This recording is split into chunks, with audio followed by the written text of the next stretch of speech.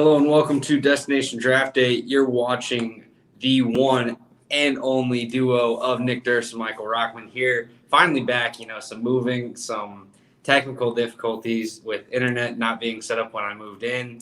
But now we are finally back and ready to talk some football, and there is plenty to talk about. But first and foremost, before we talk about any of it, Nick, how's it going? Michael, it is going well. I'm breaking out the Crimson Roll Tide. I'm so excited that they lost. Pumped up. Unfortunately, they only dropped to 5, so we both know they're still going to get in, barring something crazy here. But, that was exciting. Tremendous to see them lose. Texas A&M showing some real grit and determination. And then you got Texas, who blew it. They lose to Oklahoma. And the big story in that game is your guy, the one you said is going to be picked number 1 overall in the upcoming draft. He lost his job. We'll see if he plays again. What is this? I never seen something like this. He's going from the number 1 pick to he can't start. Does he still get drafted, or is he going to look to go in the transfer portal here if he doesn't play anymore and try to play next year? Because I never see anything like it. Yeah, when you look at it, he probably could get drafted if he were to declare, probably become 3rd at the highest, probably 4th, 5th round pick. Someone just taking a gamble on his raw upside that probably doesn't have as much of an investment in the QB spot. Teams that come to mind, maybe a team like Philadelphia, if they want to give Hurts another year, they could still take a gamble on Rattler and kind of give him that chance to potentially overtake that job if he shows enough as a prospect. But really, I think the transfer portal is the more realistic option here. You look at teams like Texas A&M, teams like potentially Clemson that could be looking for a quarterback, and Spencer Rattler is going to be sought after just because of his natural ability. He's had success at the college level.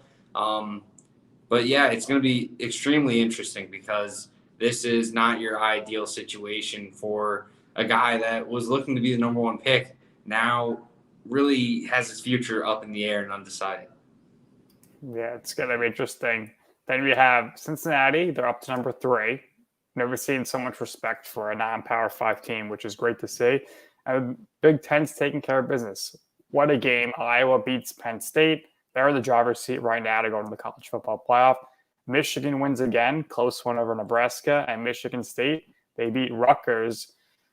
It's going to be fun down the stretch here. My only concern, Michael, is the fact that Ohio State is still lingering, and I think they're ranked a little too high for my liking. They're ranked 6th. They're not undefeated. They're going to be ranked in front of Michigan and Michigan State. I don't like that. Yeah, I'm not sold on Ohio State for sure. I don't think they're necessarily bouncing back right now, but I understand the reasoning behind the ranking just because it is Ohio State. That kind of bias towards the big programs that have been established is going to happen. But yeah, there's no reason to really worry about it if you're a team like Michigan, team like Michigan State, because you'll have that opportunity to beat them when the time comes. So right now, focus on the task at hand. Try to really win the games that are in front of you. I think Michigan has Northwestern. Michigan State has a decent test against Indiana. So ultimately, the focus can't ever go to Ohio State, despite maybe the fact that you want to have that respect. You want to be ranked above them, and that's fine. But at the same time, you have a larger task at hand, and that is continuing to win games and being undefeated and proving yourself as a legit team. Huge win for Iowa last week against Penn State in what was sort of determining who that top team was in the Big Ten. Now Iowa sits at number 2, something that I've never seen, in terms of when I've watched college football. I don't think I've seen them that high. And really, they have all the respect in the world from the committee, it seems. And we'll see if Georgia slips or something and they can end up in that number 1 spot. Absolutely. And the other thing we got to give kudos here is, if I told you before the year that Kentucky would be ranked 11th and Wake Forest 16, you'd have been like, what are you, crazy? It's shocking to see that these 2 schools are doing so well. Give it up for the Demon Deacons. They got all the control here in the ACC. Yeah, 2 very smart quarterbacks at the college level, Will Levis and Sam Hartman, have really stepped up for this offense. The weapons are definitely not to be underestimated. For Kentucky, there's Chris Rodriguez. There's Wan'Dale Robinson, who's really been a riser in the draft process. And then for Wake Forest, they have some very well-rounded pieces on their offense. You look at guys like Donovan Green. You look at guys like Cameron Beal-Smith, or Christian Beal-Smith, sorry. There's just plenty of weapons. Ja'Cory Robinson, or Roberson, is another guy that was, I believe, on my risers board when it came to talk about the wide receivers. And ultimately, both sides have really came to play on the defensive side of things. You can see just phenomenal play. I think Stoops is one of the more underrated coaches right now. I had a ton of respect for him, and then he had to go through a year where he kind of lost all that momentum because Lynn Bowden, a wide receiver, was forced to play quarterback. And, he did fine. Bowden was a great utility player, but they weren't really able to have a full offense. So when they went against a team like a Georgia, like an Alabama, it just completely got obliterated because they knew what to do. But now, he has a full squad. He really hit the transfer portal extremely well. And we're seeing Kentucky really take off. And I think this momentum is going to continue to build. Maybe not really build in terms of going higher in the rankings. I don't know if they're going to, continue to build and become this perennial top 5 team. But I do think Stoops is going to be a consistent top 25 team always here at Kentucky. And, who knows how long that lasts because there's some big jobs opening up. They'll probably love to have him. Yeah, no doubt about that. We do have a question here in the chat.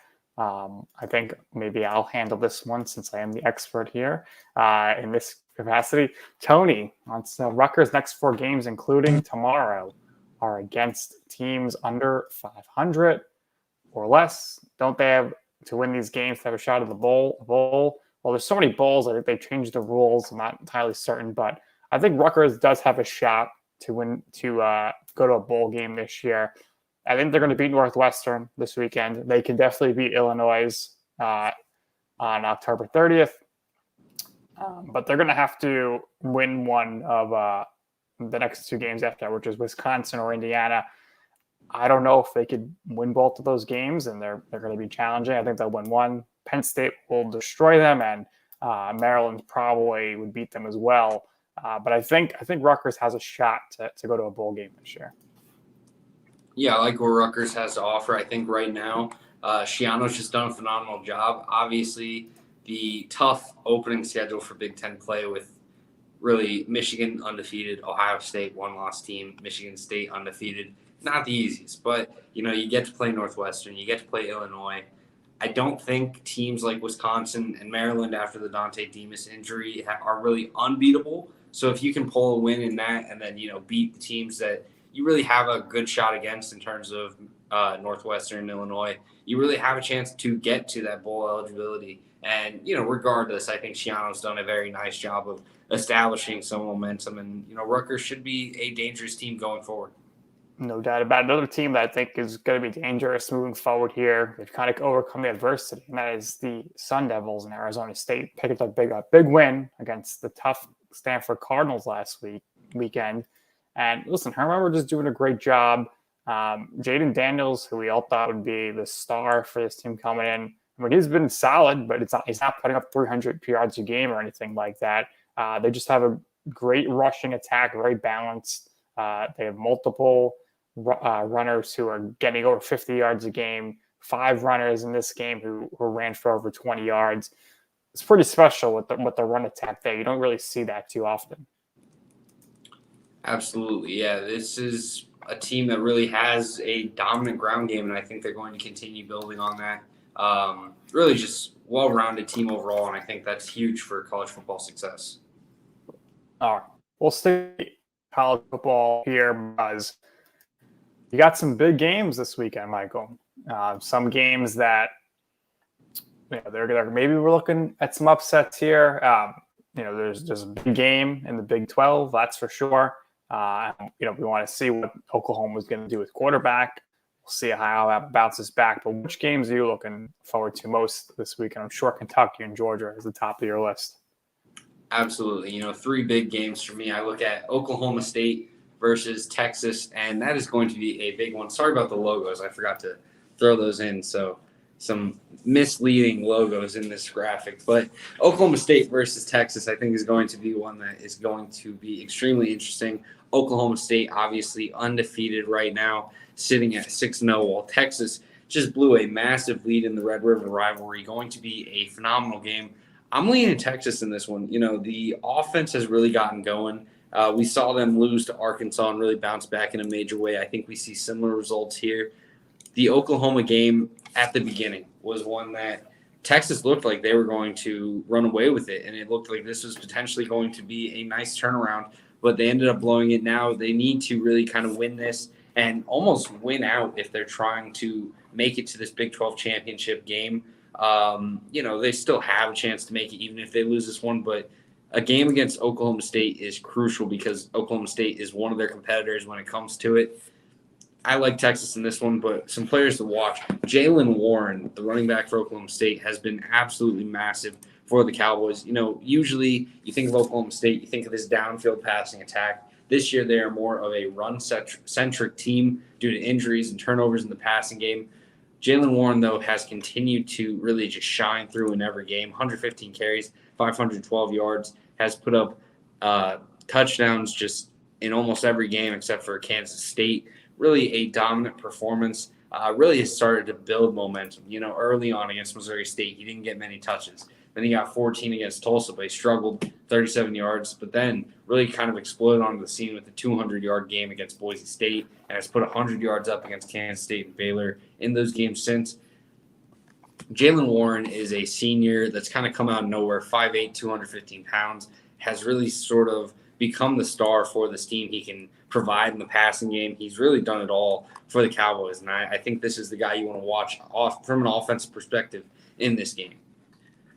On the defensive side, Malcolm Rodriguez is probably the Cowboys' star player when it comes to defense. A little bit undersized in terms of pro prospect, but he has definitely produced and, slowing down this Texas offense with Bijan Robinson, getting to Casey Thompson, trying to limit the opportunity to go deep to Xavier Worthy.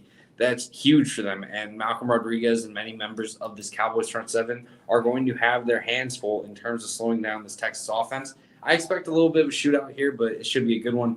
On the Texas side of things for defense, DeMarvion Overshone is going to be a key player. He absolutely shined in the Oklahoma game, and I expect that to continue.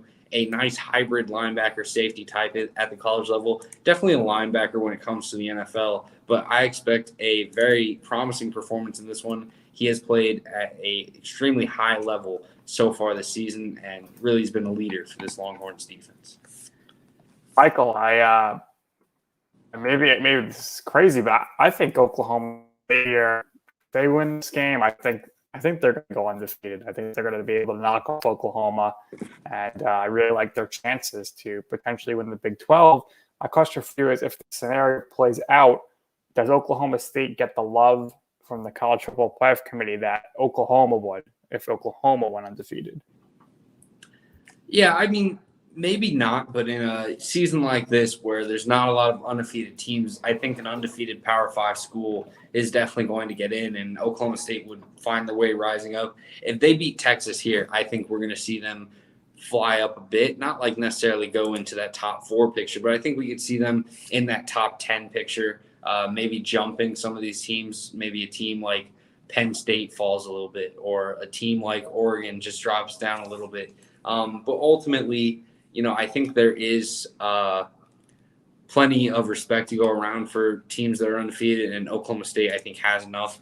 The eye test is really the big question mark because they've had their struggles against Tulsa, against Missouri State, who they only beat by 7 and is an FCS team. They only beat Boise State by 1.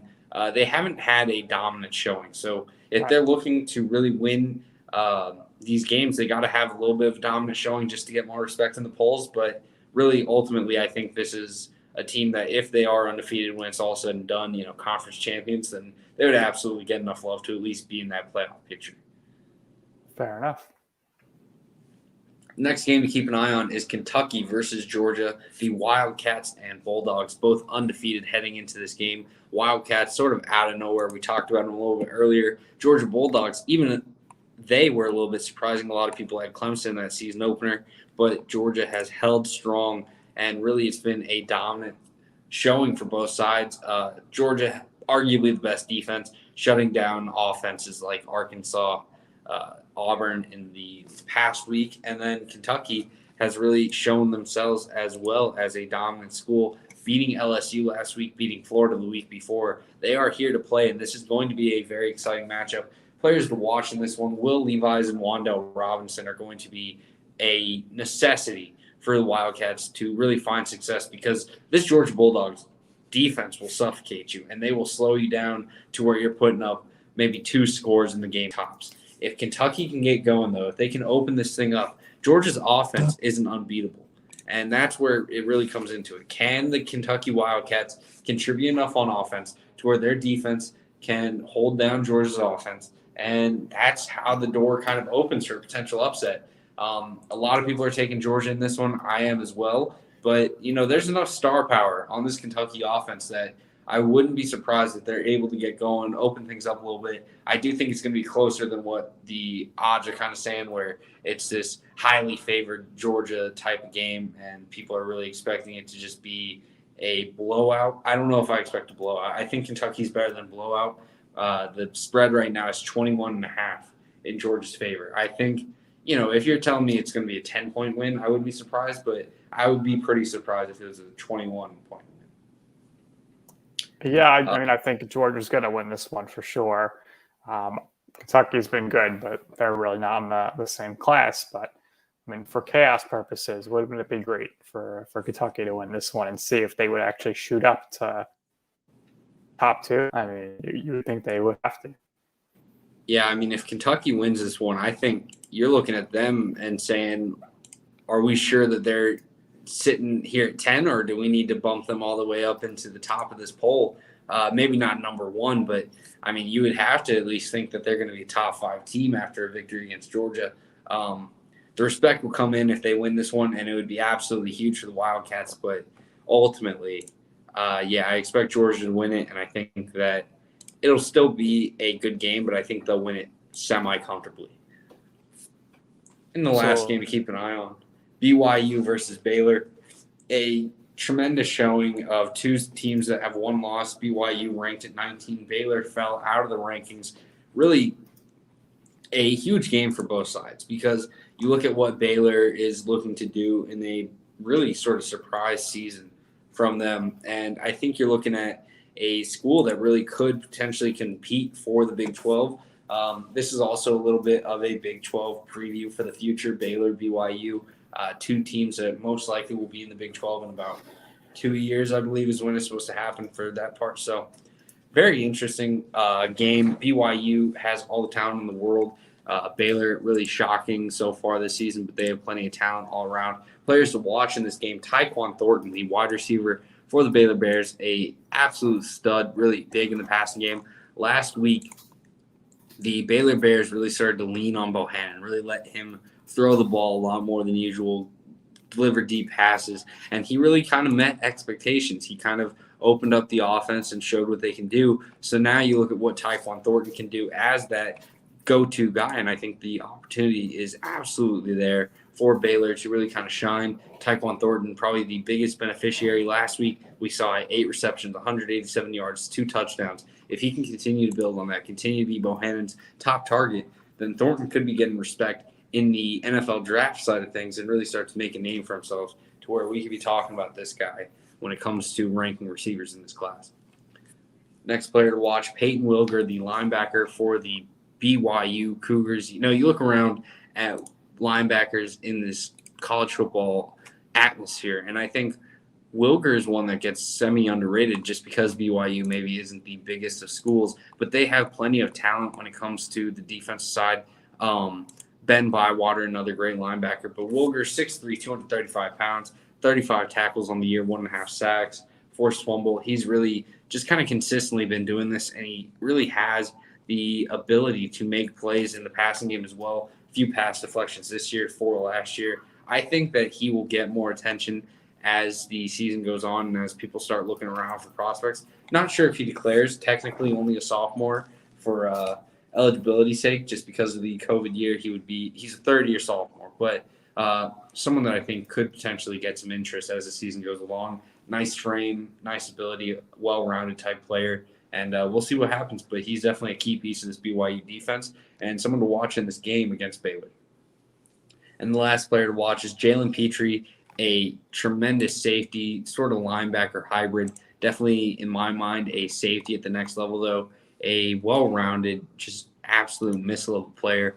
Baylor has a very strong defense this year. Coach Dave Aranda has done a phenomenal job of just establishing the defensive side of things, getting pieces in place. But for Petrie, the big thing that he provides is just that coverage in the back, just complete safety net. 2 interceptions on the season, I think, has shown his ability to create turnovers, but also he's a great tackler, and he moves around the field extremely well. I think he's someone that really, 6'7", 197, but he plays like he's 220. Just a phenomenal player, well-rounded as they come. And when it comes to the draft, I think this is someone that we see kind of go in that second round just because of how much versatility he offers, and teams will absolutely love that when it comes to, being able to scheme players into their defense as easy as someone like Petrie is. There are some big games this college football weekend, and we just talked about a few, but obviously, there are some huge opportunities and potential upsets. Some big games, San Diego State undefeated going against San Jose State, who won the Mountain West last year. They play tonight. UCF versus Cincinnati, still a big game, despite maybe UCF being a little bit lower than usual. Florida versus LSU, 2 teams that are looking to kind of get back into that SEC picture. And then another one that I think is going to be a little bit interesting is TCU versus Oklahoma. This TCU team really has a tendency over the past few years to kind of turn it on, turn it off. And against a team like Oklahoma where you're going to be given your A game, this is a huge opportunity for the Horned Frogs to really kind of bring it and potentially pull off an upset. Nick, I know you have kind of kept your eye on this college football picture. Do you think that we could see Oklahoma fall to TCU and potentially create more chaos when it comes to this ranking and playoff picture? I sure hope so. Listen, TCU, what are they going to do? They're going to put up some points, but it's a question of can they contain Oklahoma? I would say maybe there's a shot here because new starting quarterback. But the TCU, their main thing is Perion Winfrey. So I ask you, is he going to be able to run all over the Sooners? Defensively, they didn't play well defensively last week, that's for sure. Yeah, absolutely. I think this is going to be a tight game, and I really am interested to see what happens. But, man, the OU star power, despite who's at QB, despite everything, I think it's still going to be a little bit overwhelming. TCU has some great pieces in their backfield as well. Zachary Evans, is just a phenomenal running back. But really, I still lean Sooners for sure. Any other big games you're looking forward to this weekend? I think the North Carolina State game is going to be a big one just because these are 2 programs that really are looking to get in that top 25. Boston College, obviously, pretty solid year, 4-1. Lost to Clemson, now kind of looking to bounce back. You kind of want to know what's going to happen with this passing game because there's been question marks about the new passing game with Jurkovich being out. But ultimately, I think North Carolina State currently ranked after the victory against Clemson, number 22. If they can win this one, then they're putting themselves in a great spot to potentially be in that ACC title game. The tough thing is obviously you have to kind of win with Wake Forest because Wake Forest has that 1-game advantage right now. But if they can win this one, that's absolutely huge for them going forward. And it really could put them in a nice spot to potentially be in a spot to take that chance from Wake Forest to compete the ACC title game and give it to themselves. No doubt about it. Now moving to the pros, NFL. Last weekend, Bills make a statement. They come out and put up 38 against the Chiefs. They put up 40 twice and 38. High-powered offense, no doubt about it. Cardinals, they're not really good offensively, but they get enough. They win. They beat the 49ers. The Colts blow it in epic fashion. The Ravens win. They go to 5-1. Packers win again. The Bears, they keep winning. The Raiders are a mess now. I don't know if they're going to win another game this season, unless maybe they are playing the Giants and Jets. Then you got the chance there. Chargers beat the Browns in an absolutely crazy game. And Herbert's showing why he's an MVP threat. Tom Brady, 5 touchdowns, 400 yards on the Bucs win. We'll talk about the game from last night momentarily as well. Rams beat the Seahawks last Thursday. We know, of course, because Geno got hurt. Because Geno Smith came in, Wilson got hurt. Geno was good. They had the chance to win the game. Geno throws a pick. That was the end of that. Falcons get a victory. They're 2-0 versus New York this season. Jets just find new ways to lose. Sam Darnold, he looked like a Jet again. He was horrific, and the Eagles beat the Panthers. But, the key storyline here, Michael, was there was a lot of rookies who made quite an impact last weekend. Absolutely, and that leads us to Rochman's Rookies of the Week. First and foremost, Davis Mills put up a great performance statistically. I think he kind of faded off a little bit in that second half, but really strong first half, and I think a promising sign going forward. 21 for 29, 312 yards, and 3 touchdowns for the rookie. Going against the Patriots defense isn't ever easy, but he made some great throws, threaded the needle a few times, led the ball extremely well. And, that's how you're going to really kind of build your confidence from the organization to get another year if you're Davis Mills, and really kind of hopefully holding on to this job because I know Tyrod will be back eventually, and it's going to be tough for the Texans to decide. But if you're Davis Mills, the Texans have been linked to drafting a quarterback this year nonstop. And it's very possible they do. But also, this isn't a class that's going to blow you away at the quarterback position. So if you can show enough promise, then they're probably more likely to be willing to gamble on another year, waiting to draft the QB next year if you show enough promise. And Davis Mills, performances like that, that's how you certainly get some confidence from the organization to roll with you instead of drafting another rookie. Yeah, that was tremendous by Davis Mills. We've been talking about Davis Mills back from the draft, so I was very, very happy for him to see him put on a good performance. Again, especially considering the opponent. I mean, this is probably the best rookie performance versus a Bill Belichick defense ever. Yeah, absolutely agree. I think there is really something to be said about the fact that the Texans controlled that game. Mac looked good as well. I think he kind of helped the Patriots climb back into it as they opened the offense. He started to really kind of look comfortable, and we'll see if they can build on that, kind of open up the offense more. But I think what sucks for the Patriots is, you kind of go into a tough matchup against the Cowboys after having this kind of comeback win and momentum that you were able to have in that first game. But yeah, for Davis Mills himself, I do think this was a very promising performance. Chris Moore kind of came out of nowhere and had a very good game. And, I'm interested to see what happens for the Texans as they kind of build towards this. Colts next week, obviously, a lot of people are leaning Colts in that one, especially after they competed with the Ravens but blew it. But, hey, if you're the Texans, both these teams are 1-4. You can easily take that one in your mind. Next rookie to watch, our Rookie of the Week, is Najee Harris. 23 carries, 122 yards, and a touchdown. 2 receptions and 20 yards on top of it. Just an absolute focal piece of this offense and really has helped this offense kind of get going. They put up a solid week against the Denver Broncos, and I think that's absolutely huge. The Steelers want to be a playoff team. If they want to compete in these games, they need Najee Harris to be their star because Big Ben, he's just not it anymore. And really you're kind of looking for Najee to kind of open up the passing game and really kind of help take the focus off of Big Ben and these weapons, and you kind of open things up. But great performance from Najee, a tremendous player, tremendous well-rounded talent, great physicality, great ability overall. I think as the season goes on, we're going to see more and more focus on him when it comes to defenses. So maybe we'll see a little bit of a productive drop-off, but at the same time, I do think that he's doing his job as best as possible, and that's huge for the Steelers, especially early on when the offense just looked like it was never going to get going. The next player to watch, or next Rookie of the Week, is Jamar Chase of the Bengals. You kind of look around at what he has been for the Bengals this year. And you got to think this is your leader for Rookie of the Year right now. Just an absolute stud, a go-to guy for Jamar Chase.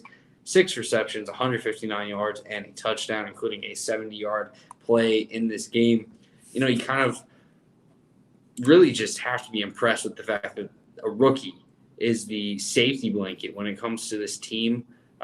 When it comes to this quarterback, he is the guy that Joe Burrow is consistently relying on, consistently going to when he needs something big. And Jamar Chase has answered at every step of the way, an absolutely true wide receiver one already. And as a young stud, just someone that you have to be super excited about when it comes to, his future in the league and just what is potentially going to be in store for the Bengals. The next rookie of the week, Nick had to love this one. 10 receptions, 189 yards out of Kadarius Toney. Mike Glennon came into the game and really, things just didn't seem to slow down for this offense, maybe even sped up a little bit because of Kadarius Toney. Really just a phenomenal performance. Had some great catches on Diggs, had some great catches on other people as well.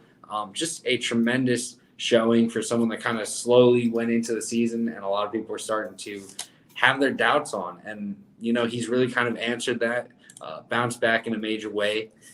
He's one of the more well-rounded runners with yards after catch ability, and he just showcased that, and he put it together with some great route running as well. I think he's definitely in line for continued success. Is he going to put up, 10 catches for 189 yards each week? No, but I do think he's going to become a focal point of this offense. And as the season goes on, we could see his role continue to build as this passing attack hopefully improves. And the last player to watch, probably the front runner for Defensive Rookie of the Year, Micah Parsons, the now edge rusher for the Cowboys. 8 tackles, 3 QB hits. He was making plays all game. Didn't necessarily put up the sack that a lot of people want to see in that stat line, but just a tremendous all-around player, well-rounded, can play linebacker, obviously, which he was originally drafted as. Dropped down to defensive end for the Cowboys. He's going to make plays no matter what, and he's just an absolute stud. Huge for the Cowboys, huge for Dallas, and their future on defense. And really, I'm super excited to see what the Cowboys do with all these young, promising players. What do you think about, Mike Parsons playing so well that they release Jalen Smith? Yeah, I thought it was an interesting move, but at the same time, it's something that I guess we're just sort of seeing now. I mean, Stephon Gilmore to the Panthers, Jalen Smith now to the Packers. It's just going to be extremely interesting to see what happens with these type of players. But for the Cowboys specifically, I was surprised by it just because Jalen Smith, for a little bit there, was a very good player, kind of has fallen off a little bit in the past years, but still you wouldn't expect him to just get cut mid-season. And the Cowboys did absolutely that. Will be interesting to see if he can bounce back, kind of restore his career. But right now, I mean, that speaks wonders, I think, to Micah Parsons and just what he's able to do. All right, so Cowboys-Patriots this week, right? So Tony wants to know, can Belichick pick apart the Cowboys this week? Who looks older, McCarthy or Belichick? Well, I think Belichick looks older because he is older. Can Belichick pick apart the Cowboys this week? I hope so. Do I think the Cowboys are going to be scoring 38 points against the Patriots defense? I don't think so. But I just don't know where the Patriots offense is going to be coming from the rest of the season. Yeah, I think that the Patriots could very easily kind of come into this game and potentially pull an upset, but it's so hard to really guess what Patriots team we're going to get, and that's been the issue all season is, some games they come out and they look great against a team that they shouldn't have any business looking great against. And then there's games where they just kind of fall apart. And, I think the Cowboys are a team that have the offensive firepower, especially now where the Patriots have kind of struggled with their secondary outside of J.C. Jackson. You need pieces to go against, the CeeDee Lamb, Amari Cooper duo. And then you need pieces to slow down Ezekiel Elliott, who is really showing flashbacks to the older self. And right now, I think the run game can be handled. I think J.C. Jackson can have a good game on Amari Cooper or CeeDee Lamb or whoever he's lined up on. But the other receivers in this room are going to find ways to succeed, and that's where the issue really comes in. So we'll see what happens. But, right now, I just kind of always expect a better team to beat the Patriots if it's like a team like Cowboys, teams like the Bucs. But if they ever compete, then it's a nice surprise. That's for sure. No doubt about it. All right, so we got some big games this weekend, and for the most part here. We started last night. This game was a lot closer than it should have been. For the people gambling, they did not win because the Eagles went for 2 and the spread was 7. But the Bucks, they win again, 28-22, 5-1 here. I've been saying it for weeks now. The offense does not look the same without Rob Gronkowski. Hopefully he can get back in there. I know the Bucks got a bye week coming up soon, so probably not till after that. But Fournette looked great, 2 touchdowns, 22 carries, averaging 3.7 yards per rush. The Eagles, on the other hand, they scored the touchdowns, but it was really just Jalen Hurts running. He didn't look good passing, and overall, the Eagles' offense did not look good. Yeah, no, I think this game was not ideal for the Bucks in terms of performance. There was plenty of just moments that they kind of got left, really kind of just not able to thread the needle really in terms of just moving the ball down the field. Antonio Brown certainly stepped up, but this is kind of the opportunity for Godwin and Mike Evans to kind of get those targets up while Gronk is out, and it really hasn't happened. It'll be interesting to see what happens for this Bucks team, but I don't think they're necessarily in danger. But the secondary is really the big concern. They just haven't really showcased a lot. I know Hurts struggled, but it wasn't necessarily a great defensive showing from the secondary. It's more just missing wide open guys. Like you said, though, a lot of it was running the ball for the Eagles offense. That going for 2 was definitely a weird situation. I'm sure a lot of people that were betting on the game were furious at it. But, I think the Bucs are fine. I think there was plenty of promising signs, and they'll probably be a contender when it comes to playoff time. But right now, there's some issues in a major way in terms of just getting that secondary healthy and getting Gronk back on the offensive side of things.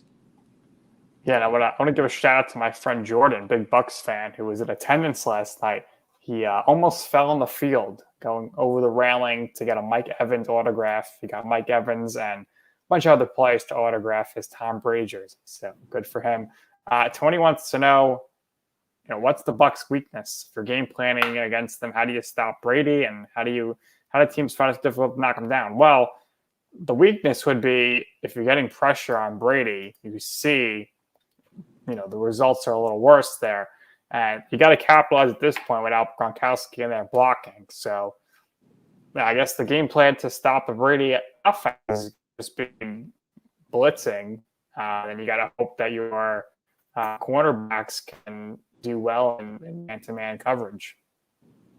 Yeah, the big thing for Brady is just his quick release. So while he's not mobile, he's definitely great in terms of pocket movement, just establishing ways to find open space. And then he's got a tremendously fast release that hasn't slowed down over the course of his career. The weakness for the Bucs right now, and it's more because of injuries, is that secondary. Ross Cockrell just kind of gets toasted every game. Richard Sherman is a fine corner, but doesn't necessarily fit into what the Bucs are doing. So he's kind of a little average right now, despite his legendary career. Carlton Davis out. Jamel Dean has kind of been inconsistent. Sean Murphy-Bunting has been out. So it's just all those injuries kind of pile up, and right now it's showing for this Bucs pass defense. The front 7 is still very good, and the offensive line for the Bucs is good, but just injuries in the passing game in terms of secondary and some of the weapons has really kind of stalled the Bucs from looking like a dominant team that really kind of showed in that first week. I think Richard Sherman's done. I don't think this guy's going to be saving the Bucs defense here. Yeah, I think it was more of a get him in because he's a great teammate to have. He's a smart guy. He's a very talented career, but maybe a little bit more of a legacy type signing than necessarily just pure contribution. All right, we shall see what happens there, but I think you're right there. Okay, so we got some more Sunday morning football in London. Dolphins Jaguars. If the Jaguars are ever going to win a home game this season, this would be it because it's in London. Well, they actually do have a home field advantage because Jaguars owner, Mr. Khan, has some soccer teams in London. So I think a lot of the NFL fans in London are actually Jaguars fans. So we'll see what happens in this one. It's not been good for the Jaguars. They lost 20 straight so far. Pretty brutal. And we'll kind of group that together here with the fact that the Jets are on a bye week. So it's a great week for the Jets fan. They don't have to see the Jets lose. But do you think Lawrence and Urban Meyer are going to get at least a few wins this season here to kind of get some positive momentum moving forward? Yeah, I mean, this is going to be an interesting one. Tua seems to be on track to start in this one, but if Tua isn't able to come back, if he's still held out for another week, which might be the right call to make just for his long-term health. Right. Why fly him to London? Yeah. That's what I think. Then you're looking at Reed Sinnett potentially being the starter, and he's our third-string QB. Showed some flashes in preseason. I thought there was some decent plays, but most likely, that's just a preseason look and not a long-term look. So really the Jags have a great opportunity here. Either you're getting a, banged up Tua that, we've seen him play kind of not 100% before and he's absolutely struggled, or you're getting a third-string QB who really hasn't had much experience. So I feel like the Jags are probably favorites in this one. While I think the Dolphins definitely have weapons that are going to kind of lean in their favor right now with Waddle, Parker, and Fuller at the offensive side. You look on the defense side, they have some solid pieces. But, this is a huge opportunity for the Jaguars to really kind of be in a game that I think they really are at the very least even with the Dolphins coming into this one, just based on all the circumstances surrounding it. And we'll see what happens. But right now, I mean, if you're the Jaguars, you have to feel like this is your best shot right now.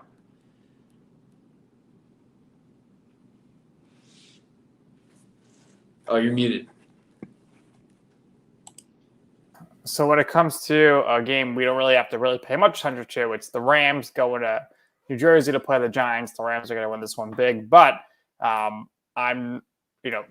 we saw Daniel Jones get a pretty nasty concussion. And to me, I don't understand how this guy was already cleared. They said he's going to play. We saw this in the playoffs with Patrick Mahomes where he got cleared so quickly. I don't know. I really don't know if player safety is being put first here, Michael. Yeah, it's an interesting call because it didn't feel like he should be cleared already. But, I guess I understand it from the Giants' perspective. You want your starting QB back in. And I'm sure Daniel Jones is itching to play too, even if it's not for the best for him. But we'll see what happens. I definitely think that player safety kind of is a little bit of a sham whenever it comes to NFL claiming they prioritize it. But we'll see what happens. Hopefully, though, whether or not he performs well, we see Daniel Jones just stay healthy. Yeah. No doubt about that. We'll see if Kadarius Toney could grow. I mean, he threw a punch last week, which was crazy. Pretty wild. All right, a big game is the Chargers visiting the Ravens. Ravens are favored in this one. I'm not sure why. I think the Chargers are going to put up a lot of points here. I would assume this is going to be a very high-scoring game. And I just think the Chargers are more of a complete team. When I look at the Ravens, I just kind of see Lamar Jackson. Yeah, I think the Chargers are going to win this one. They have all the momentum in the world. I agree that the Ravens are very good, but I don't think that they should be favored over the Chargers right now. I think a lot of this is coming from the fact of, the Ravens have been good for a few years, the more reliable team here. But really, I think the Chargers have proved to be a very good team this year, and I expect them to win this one. And, yeah, I'm just as shocked as you about the whole Ravens being favored in this one. Real quick from Tony, he says Daniel Jones is tough as nails, you have to say, and it's not smart long term. This is really reckless against Aaron Donald. Yeah, I mean, that's definitely a fair point. Next game, real quick here, we only have a few minutes left. We'll run through some real games real quick with minimal analysis because they don't deserve it. Vikings, Panthers. McCaffrey, they say might be back. Maybe he won't be. Without McCaffrey, this Panthers team is horrible. They got our Lions, Sam Darnold, and it's not good. We both like the Vikings still. I think the Vikings have played everybody close. I like the Vikings in this one.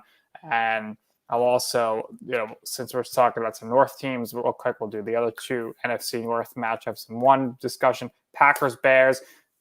Give it to the Bears here. They're winning. They find a ways to win, but they're playing Aaron Rodgers, so I'm going to pick the Packers. And the Bengals and the Lions are playing. Sorry, Lions fans. It's going to be another loss. Joe Burrow, the Bengals will win once again. Your thoughts on those three games? Yeah, I agree with you exactly. I think Packers beat the Bears. I think Bengals beat Lions. I do think that the Lions are probably going to keep it close like they have kind of all season, but I don't know if they're going to necessarily pull it out and win in that one. And then, I think Vikings-Panthers is certainly going to be an interesting one. I think that one's kind of a toss-up for me.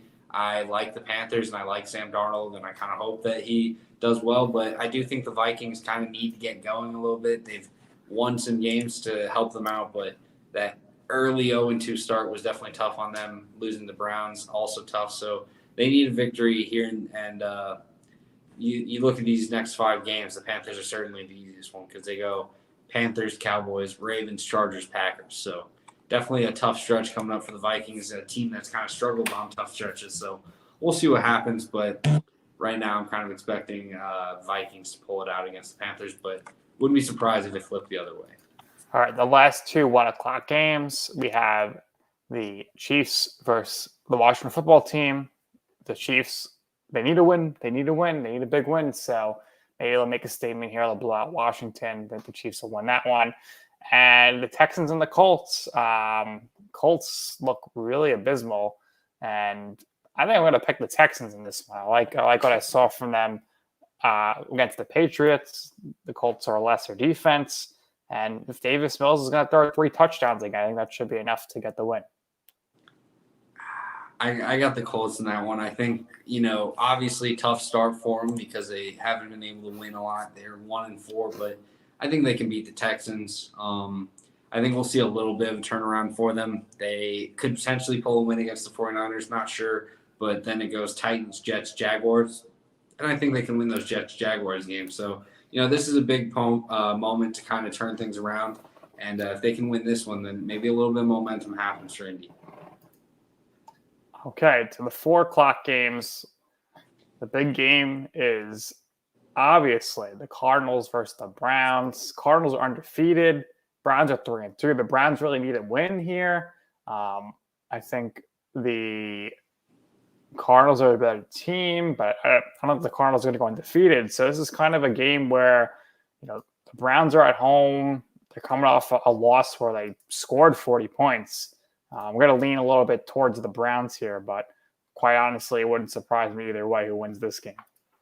This may change your opinion a little bit, but Nick Chubb was just announced out for this weekend's game, which will definitely hurt them. Obviously, Kareem Hunt, very talented running back, but maybe they'll throw the ball to Odell Beckham Jr. somewhere. Yeah, maybe. It seems like him and Baker just can't connect. I don't know what it is, but certainly going to be interesting to see what happens in terms of change for that.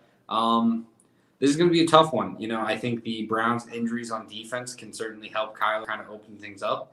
I don't know. I think I was leaning Browns, but without Nick Chubb, I feel like we could definitely see a little bit of a slowed performance for this Browns offense, and the Cardinals escaped to go 7-0.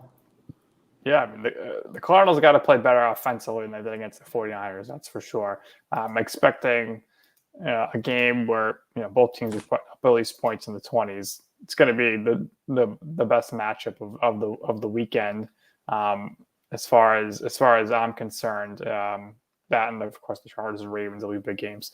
All right, the last 2 games in the 4:00 window, the Raiders and the Broncos. I think the Broncos are going to win this one. Too much controversy off the field here with the Raiders, in my opinion, for them to even continue with what was a pretty solid start to the season at 3-2. And then the other game is your Patriots versus the Cowboys. I'm hoping the Patriots can win this one because they are home, but unfortunately, I think the Cowboys will win this game.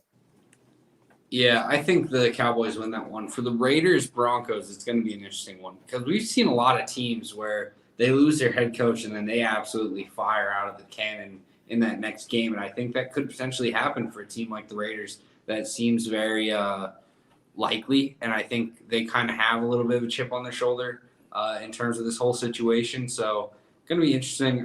We didn't really talk about it a lot, but the John Gruden situation definitely going to be extremely interesting to see.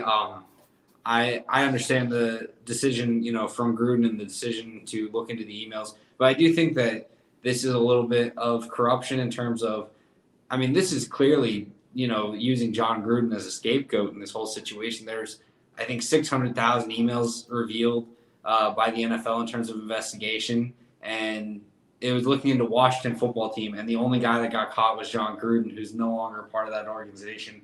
It just feels a little weird. And then, Washington football team, as a result of all this kind of bad media right now, decides to announce Sean Taylor's getting his jersey retired with 3 days notice.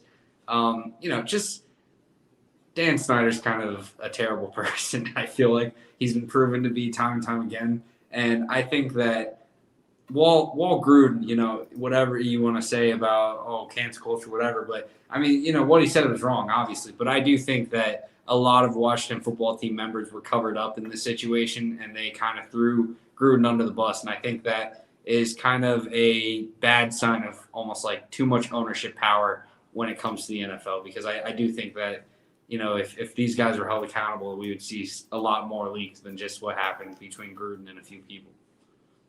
Yeah, it's just a mess all around. It's really all we could say without going too much further. Okay, last game, Seahawks Steelers Sunday Night Football. Steelers are going to win this one. Geno Smith starting. The game's in Pittsburgh, I believe. It's such a bad Sunday night game. Like you wish they could flex it out, because no one's going to watch.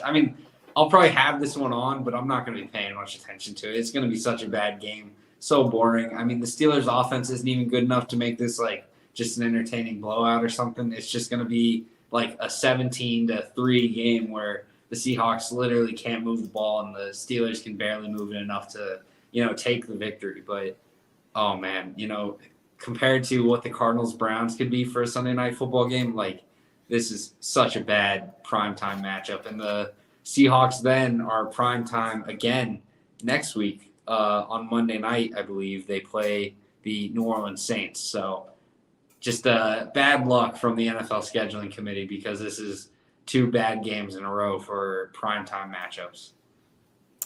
It happens. Yeah, they're doing these things months in advance. So you think, Wilson, Roethlisberger, 2 quarterbacks, 2 playoff teams, and sometimes it just doesn't work out. But maybe it'll be a good game. We'll see. Absolutely. We want to thank everyone for tuning in. That's all we got for you here on Destination Draft Day. Thank you to the comment section. Tony Paradise, absolute MVP today. We appreciate all your comments. We appreciate everyone who tuned in to watch. We will see you guys on Friday. Sorry for the huge delay in getting back to the show. I just moved to Austin. Hopefully I'll have a better sound set up and everything. But, we appreciate you guys. We'll see you Friday. Have a great week and take care. Oh, wait, Monday. Wow. I didn't even realize it was Friday. All right. Have a great weekend and take care. See you Monday. Bye.